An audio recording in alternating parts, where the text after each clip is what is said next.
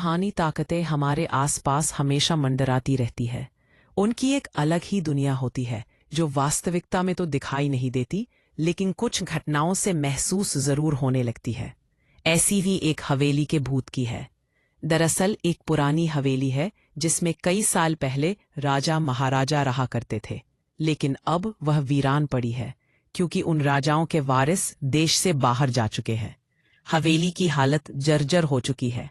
अब उसे मरम्मत की जरूरत है। इसके लिए शासन के नोटिस के अनुसार संपत्ति के मालिक को सूचित किया जाता है।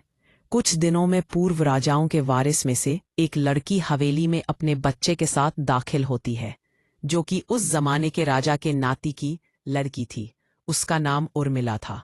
उसके पति की कार एक्सीडेंट में मौत हो चुकी थी। अब वह विधवा हो चुकी है, लेकिन उसके पास उसका एक बेटा है जो 8 वर्ष का है, और वह भी अपनी माँ के साथ हवेली आया है। हवेली बहुत विशाल थी, इसलिए उसकी साफ सफाई के लिए कई मजदूर बुलाया गए, जिन्हें चप्पे चप्पे की सफाई करने का ठेका दिया गया। किसी को नहीं पता कि हवेली के कोने कोने में कितने खूनी रहस्य छुपे हुए हैं। उर्मिला के आने के बाद हवेली की हवा रूहानी होने लगती है। ऐसा लग रहा था मानो कोई वर्षों से इंतजार कर रहा था इस हवेली के वारिस का। एक रात उर्मिला अपने कमरे में अपने बच्चे के साथ सो रही होती है। अचानक उसके खिड़की से एक पक्षी टकराकर मर जाता है। यह घटना अपने आप में असामान्य थी। पक्षी टकराते ही उर्मिला की नींद खुल जाती है, और जब वह लाइट जलाकर देखती है तो डर से चीखने लगती है, क्योंकि उस कमरे की खिड़की से एक पक्षी फंसा हुआ था और उसके शरीर से खून की बूंदें फर्श पर गिर रही थी। नज़ारा इतना भयावह था कि वह अपने बच्चे को उठाना नहीं चाहती थी, लेकिन उर्मिला हिम्मत करके उस पक्षी को खिड़की से बाहर फेंक देती है। लेकिन इसके बाद उसे रात भर नींद नहीं आती और वह सुबह तक जागती रहती है। दरअसल वह जानना चाहती है कि यह किसी की शरारत तो नहीं। सुबह होते ही वह अपने यहाँ काम कर रहे मजदूरों से जाकर कहती है कि रात को मेरे कमरे की खिड़की पर कोई पक्षी आकर टकराया था और तुरंत मर गया। क्या तुम लोगों में से किसी ने यह हरकत की है, क्योंकि पक्षी खुद ब खुद तो खिड़की से नहीं टकरा सकता। मजदूर कहते हैं, नहीं, हमने तो खिड़की से नीचे किसी पक्षी को मरा हुआ नहीं देखा। हम तो अभी वहां से चले आ रहे हैं। और जब सभी जाकर देखते हैं तो वहां वह पक्षी नहीं होता। उर्मिला घबराने लगती है कि यह क्या, यहाँ तो पक्षी होना चाहिए या कम से कम खून की कुछ बूंदें दिखनी चाहिए, लेकिन यहाँ पर पक्षी का एक पंख तक नहीं पड़ा हुआ।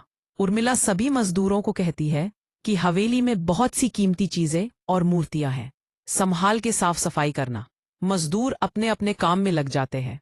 उर्मिला अपने बच्चे के साथ कमरे में टीवी देख रही होती है कि अचानक हवेली की छत से एक मजदूर नीचे गिरता है। उर्मिला को अचानक लोगों की आवाज सुनाई देती है। वह भागकर खिड़की से नीचे देखती है तो एक मजदूर की लाश पड़ी होती है। उर्मिला कमरे से नीचे आती है और इसके गिरने का कारण पूछती है। लोगों के जवाब अलग अलग होते हैं। कोई कह रहा होता है कि इसने खुद आत्महत्या की है, और कोई कह रहा था कि यह गलती से गिर गया है। सभी के दावे अलग थे, लेकिन उर्मिला को कुछ अनकही बातें सुनाई दे रही थीं। उर्मिला के कान में अचानक एक आहट के साथ आवाज आती है, अपने बच्चे को बचा सकती है तो बचा ले। उर्मिला यह वाक्य सुनते ही अपने कमरे की तरफ भागने लगती है, क्योंकि कमरे में उसका बच्चा अकेला टीवी देख रहा होता है। जैसे ही उर्मिला कमरे में पहुंचती है तो उसका बेटा खिड़की से कूदने वाला ही होता है कि उर्मिला उसका पैर पकड़ लेती है और वह खिड़की से लटक जाता है। उर्मिला पूरी ताकत से उसे ऊपर खींचती है, लेकिन बच्चा फिर भी कूदने की जिद कर रहा होता है। उर्मिला किसी कदर अपने बच्चे को काबू में करती है और कमरे के बाहर आ जाती है, और वह मजदूरों से पूछती है, बताओ क्या है इस हवेली में, क्योंकि ये बच्चा तो ऐसा नहीं कर सकता, और अभी ये सब जो हो रहा है कुछ अलग ही चल रहा है। तभी एक बूढ़ा मजदूर उर्मिला से कहता है, बेटी, ज्यादा जानना हो तो अपने पूर्वजों की कहानी पढ़ो, तभी तुम्हें इस हवेली का इतिहास पता चलेगा। इस हवेली की कहानी की किताब इसी गांव के सरपंच के घर में रखी होती है, जो कि बहुत साल पहले मर चुके थे, लेकिन अब भी उनके बेटों के पास वह किताब मौजूद थी। उर्मिला सरपंच के घर पहुंचती है और किताब ले लेती है। किताब पढ़ते ही उसे पता चलता है कि इस हवेली में एक नौकर नौकरानी भी थे जिनके बीच में बहुत प्यार था और वह कई सालों से हवेली की सेवा कर रहे थे। लेकिन एक बार रानी के शाही गहने चोरी हो गए और उसकी शंका में राजा ने नौकरानी को चोरी की सजा दी और उसे जिंदा दफना दिया गया। उसके गम में उसके पति ने भी अपनी जान दे दी और उसके 1 महीने बाद ही उस राजा ने अपनी ही तलवार अपने गले में घुसेड़ कर आत्महत्या कर ली। उसके बाद छोटे मोटे हादसे हवेली में होने लगे, जिस वजह से ये हवेली हमेशा के लिए बंद कर दी गई। कई सालों के बाद वहां कोई आया है, जिससे वहां रहने वाली आत्माओं को मौका मिल गया फिर से बदला लेने का। उर्मिला हवेली का रहस्य जानकर यहां से जाना चाहती है। क्योंकि उसे अपने बच्चे की चिंता है, इसलिए वह रात में ही कार लेकर एयरपोर्ट के लिए निकल जाती है। अचानक रास्ते में उसकी कार का एक्सीडेंट हो जाता है और कार पलटकर उल्टा हो जाती है, लेकिन दोनों को कोई नुकसान नहीं होता। उर्मिला अपने बच्चे को बाहर निकाल लेती है और सुनसान सड़क पर भागने लगती है। रास्ते में उसे एक कार आती दिखाई देती है और कार रोकने के लिए उर्मिला सड़क के बीच में खड़ी हो जाती है और अपनी मदद के लिए चिल्लाने लगती है।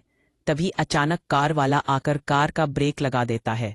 उर्मिला पास जाकर देखती है तो उसकी हिम्मत बढ़ जाती है, क्योंकि ये एक पुलिस ऑफिसर होता है। उर्मिला हड़बड़ाहट में उसे अपनी बात कहती है और रोने लगती है। पुलिस ऑफिसर उन्हें अपनी गाड़ी में बैठने को कहते हैं और रोड में जाने लगते हैं। रास्ते में एक बूढ़ा सड़क पर जा रहा होता है और इनकी कार के सामने आते ही रोड पर गिर जाता है। पुलिस ऑफिसर गाड़ी से उतरकर उस व्यक्ति को देखते हैं। बूढ़ा व्यक्ति बेहोश हो चुका था। पुलिस ऑफिसर उसे गोद में उठाकर अपनी गाड़ी में पीछे बैठा देता है और अस्पताल के लिए चलने लगते हैं। अचानक उस बूढ़े व्यक्ति का हाथ पीछे से पुलिस ऑफिसर की गर्दन तक पहुंच जाता है। पुलिस ऑफिसर छटपटाने लगते हैं और अचानक गाड़ी का ब्रेक लगा देते हैं। गाड़ी की स्पीड कम होने की वजह से कार वहीं खड़ी हो जाती है और ऑफिसर अपनी गन निकालकर बूढ़े की तरफ निशाना लगाकर गोली चला देता है। बूढ़े की सर में गोली लगने से भी उसकी जान नहीं जाती है। महिला और पुलिस ऑफिसर दोनों समझ चुके थे कि यह कोई भूत है। भूत को देखते ही उर्मिला अपने बच्चों को लेकर बाहर निकल जाती है और इसी बीच पुलिस ऑफिसर भूत की पकड़ से अपने आप को छुड़ाने में कामयाब हो जाते हैं। पुलिस ऑफिसर के बाहर निकलते ही तीनों बाहर रोड से भागने लगते हैं और कुछ देर भागते हुए उन्हें सड़क के किनारे जगमगाती लाइट्स दिख रही होती है। पुलिस ऑफिसर उर्मिला से कहते हैं कि मैडम, ये एयरपोर्ट है, जल्दी चलिए। उर्मिला अपने बच्चों को लेकर एयरपोर्ट के अंदर पहुंच जाती है। एयरपोर्ट पहुंचते ही उर्मिला की जान में जान आ जाती है, क्योंकि पुलिस ऑफिसर की बहादुरी की वजह से उसके बच्चे की जान बच गई थी। लेकिन हवेली में भूतिया ताकतों का आधिपत्य अभी तक बना है और इसी के साथ खूंखार भूतिया कहानी खत्म हो जाती है।